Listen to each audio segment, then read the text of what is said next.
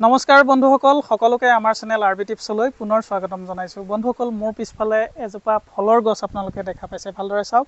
আজি এই ফলৰ গছজোপাৰ বিষয়ে ক'ম। বিশেষকৈ মই একেদিন আপোনালোকক দিয়ে আছোঁ অসমৰ পৰা হেৰাই যাবলৈ ধৰা কিছু ফলৰ বিষয়ে আপোনালোকক জনাই আছোঁ। আজি আপোনালোকক এই ফলজোপাৰ বিষয়ে জনাম। এই গছজোপা আপোনালোকে দেখিছে, চাওক। এইজোপা ফলৰ বিষয়ে আজি আপোনালোকক জনাম। চিনি পাইছেনে? ইয়াৰ পাতবিলাক এনেধৰণে দীঘল দীঘল হয়। ইংৰাজীত এই ফলক কোৱা হয় বিলিম্বী বুলি কোৱা হয়, আৰু অসমীয়াত ইয়াক বিলম্ব টেঙা বুলিও কয়, বা কোনো ইয়াক বিলম্বী টেঙা বুলিও কয়। বিলম্বী টেঙাৰ গছ এইজোপা। আৰু আপোনালোকে দেখিছে ইয়াৰ ফলবোৰ এনেধৰণৰ হয়। এয়া পোনপ্ৰথমবাৰৰ বাবে এজোপা আমাৰ ঘৰত লাগিছে। কেইটামানহে ফল ইয়াত লাগিছে বৰ্তমান, প্ৰথমবাৰ যিহেতু লাগিছে। ইয়াত দেখিছে তলফালে এইটো এটা দেখিছোঁ। আৰু এই বিলম্ব বা বিলম্বী টেঙাৰ ফলটো ইয়াতকৈ অলপ ডাঙৰ হ'ব।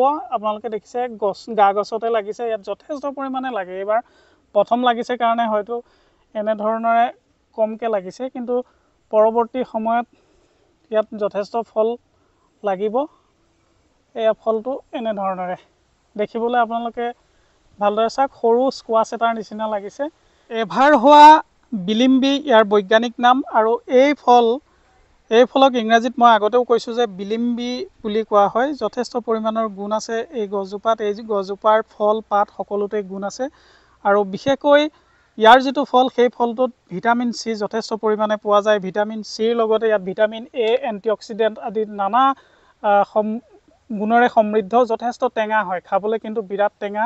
কেঁচাতে টেঙা, পকিলে অলপ হালধীয়া বৰ্ণৰ হ'ব। এইটো এতিয়া সৰু হৈ আছে, যথেষ্ট ডাঙৰ হ'ব আৰু ইয়াতো লমাই লাগিব। আৰু এই যিটো ফল, এই ফল যদি আপুনি সেৱন কৰে তেতিয়াহ'লে আপোনাৰ ব্লাড চুগাৰ লেভেলটো কম হ'ব। বিশেষকৈ গৱেষকসকলে কৈছে যে আপুনি যদি ব্লাড চুগাৰ নিয়ন্ত্ৰণ কৰিবলৈ বিচাৰিছে তেনেহ'লে এই ফল আপুনি খাব পাৰে। ঠিক সেইধৰণৰে লিভাৰৰ কাৰণেও এই ফল ভাল বুলি কোৱা হয়। লিভাৰৰ লগতে কাহৰ যদি আপোনাৰ সমস্যা থাকে, কাহৰ কাৰণে ভাল, কাৰণ ভিটামিন চিও যথেষ্ট পৰিমাণে থাকে। ভিটামিন এ থাকে, বি থাকে, এণ্টিঅক্সিডেণ্ট থাকে, এণ্টি ইনফ্লেমেটৰী গুণো ইয়াৰ আছে বুলি কৈছে গৱেষকসকলে।